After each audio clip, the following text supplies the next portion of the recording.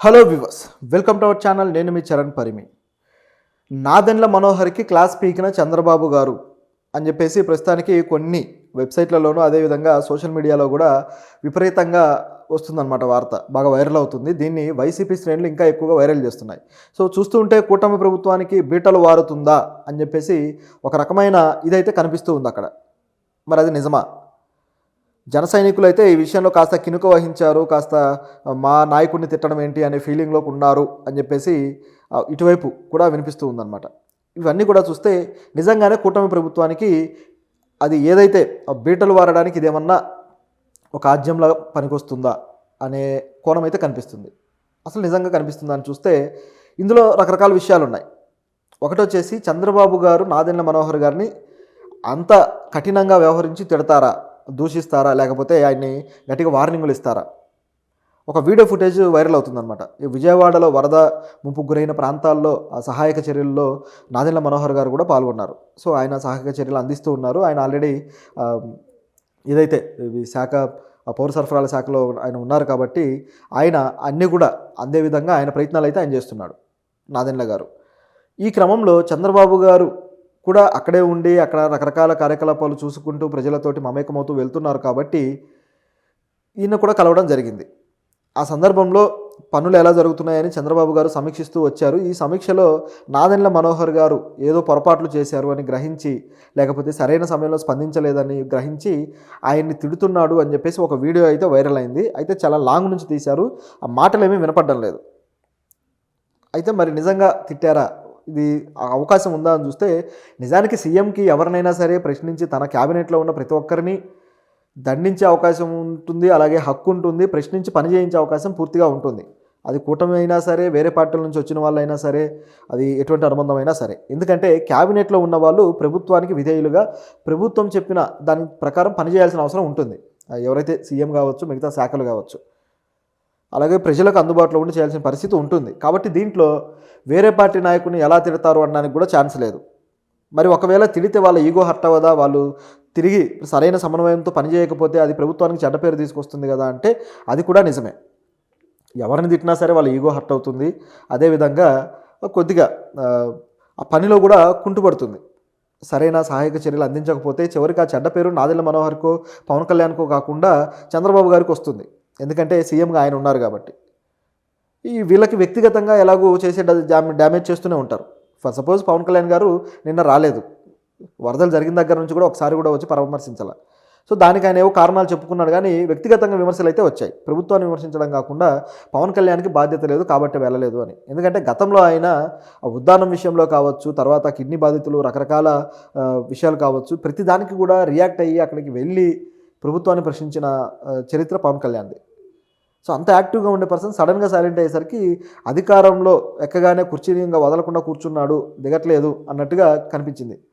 దాని మీద విమర్శలు వచ్చాయి. అయితే ఆయన వివరణ ఇచ్చుకున్నాడు, కానీ అది అంత పొంతన లేని వివరణ అయింది. మరోవైపు చూస్తే నాదెండ్ల మనోహర్ గారు ఏ విధంగా పనిచేస్తున్నారు పవన్ కళ్యాణ్ గారు సమక్షంలో అనేది కూడా మనం చూడాలి. ఎందుకంటే ఆయన పార్టీ నుంచి మంత్రులైన వాళ్ళలో ఈయన కూడా ఒకరు. సో జనసేన నుంచి వచ్చినప్పుడు కూటమి అంత మద్దతుగా నిలబడినప్పుడు ఏదైతే మైత్రి ఉందో ఆ మైత్రికి సంబంధించి ఒక సాఫ్ట్ కార్నర్ ఉంటుంది. కనీసం తిట్టడానికి అటువంటి ప్రయత్నాలు అయితే చెయ్యరు. జగన్ పార్టీలో అయితే అది వేరు. ఆ పార్టీలో హోల్ అండ్ సోల్ ఒకటే వ్యక్తి.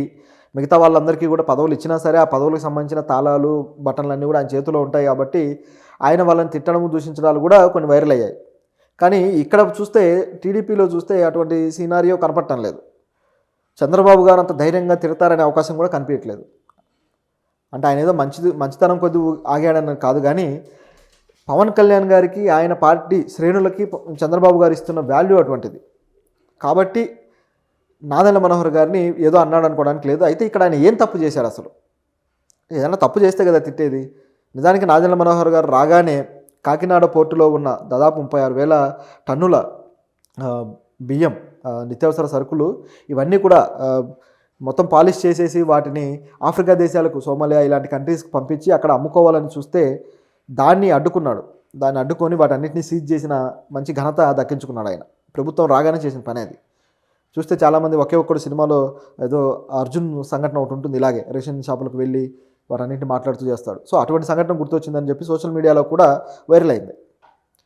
ఆ తర్వాత దానికి సంబంధించి ఎవరైతే కీలక నాయకుడు ఉన్నాడో కాకినాడ నాయకుడే ఈ విధంగా చేస్తున్నాడని గుర్తించి ఆయన మీద కూడా అనేక విమర్శలు అయితే వచ్చాయి. సో ఆ విధంగా నాదెండ్ల మనోహర్ అయితే యాక్టివ్గా పనిచేసుకుంటూ వెళ్తున్నారు. కానీ ఆ వీడియోలో నిజానికి ఏ మాటలు వినపడడం లేదు. చంద్రబాబు గారు ఏదో ఎక్స్ప్లెయిన్ చేస్తున్నారు, కానీ దాన్ని పట్టుకొని వైసీపీ సోషల్ మీడియా శ్రేణులు కాస్త వీళ్ళ మీద గ్యాప్ క్రియేట్ చేయడానికో ఏమో ఇటువంటి అన్నీ కూడా నూరుతూ ఉన్నారనమాట. అంటే ఇలా చేయడం వల్ల జనసేన అభిమానులు హర్ట్ అయ్యి సోషల్ మీడియాలో దీన్ని వైరల్ చేస్తారు, చంద్రబాబు గారికి, టీడీపీ ప్రభుత్వానికి, అదేవిధంగా కూటమికి, జనసేనకి మధ్య ఒక గ్యాప్ వచ్చేస్తుంది అనే ఆశతోటి దీన్ని రుద్దుతూ ఉన్నట్టుగా కనిపిస్తుంది. సోషల్ మీడియాలో ఇలాంటి ముఖ్యంగా ఈ ఐటీ సెల్స్ ఏవైతే ఉన్నాయో, టీడీపీ ఐటీ సెల్ కావచ్చు, అలాగే వైసీపీది కావచ్చు, ఏదైనా సరే ఈ పార్టీల ఐటీ సెల్స్ చేస్తున్న అత్యంత పనికిమాలిన పని ఏంటయ్యా అంటే దుర్మార్గమైన ప్రాపగండా కూడా చేస్తారు కొంతవరకు. అంటే చేయని పని చేశామని చెప్పుకొని ఘనతలు డప్పు కొట్టుకోవడం అదంతా ఓకే, జనాలకు ఏ సమస్య లేదు. కానీ ఇటువంటివి అంటే నెగిటివ్ విషయాల్లో ప్రాపగండా అనేది చాలా ప్రమాదకరంగా మారిపోతుంది. అది తర్వాత ఎటు దారి తీస్తుందో తెలియదు. నిజానికి దీనికి ఆద్యులు అంటే కేంద్ర ప్రభుత్వం నుంచి కూడా ఏవైతే సెంట్రల్ జాతీయ స్థాయి పార్టీలు ఉన్నాయో అప్పటి నుంచి కూడా ఒక ఆద్యులుగా నిలిచి ఇప్పుడు రాష్ట్ర స్థాయి పార్టీలకి ఈ ఐటీ సెల్స్ని ఎలా ఉపయోగించుకోవాలో ఒక రకంగా నేర్పించాయన్నమాట. కాబట్టే ఇటువంటి సోషల్ మీడియాలో అన్నెసెసరీగా వైరల్ అవుతూ వస్తుంటాయి. అంతే తప్ప దీంట్లో ఎటువంటి తిట్టడాలు లేకపోతే ఆయన్ని కొద్దిగా దూషించడాలు ఎటువంటివి లేవు. వాళ్ళ పని వాళ్ళు చేసుకుంటూ వెళ్తున్నారు. నిజం చెప్పాలంటే పవన్ కళ్యాణ్ గారి మీద ఎప్పుడు అవకాశం దొరికితే అప్పుడు చంద్రబాబు గారు పొగుడుతూ ఉన్నారు కూడా. అసెంబ్లీలో చూసాం 3-4 సందర్భాల్లో పవన్ కళ్యాణ్ గారిని పొగిడారు. సినిమాల్లో అయితే ఆయన రిలాక్స్గా పడుకుంటారేమో కానీ అదే రాజకీయాల్లో అయితే అలా ఉండడు, ఎగిరి తంతాడన్నట్టుగా ఏదో వ్యాఖ్యానించారు. సో ఇట్లా పవన్ కళ్యాణ్ గారిని ఆయన శ్రేణుల్ని పొగడ్డానికి చంద్రబాబు గారు ప్రయారిటీ ఇస్తున్నారు తప్పితే వాళ్ళ నెగిటివ్స్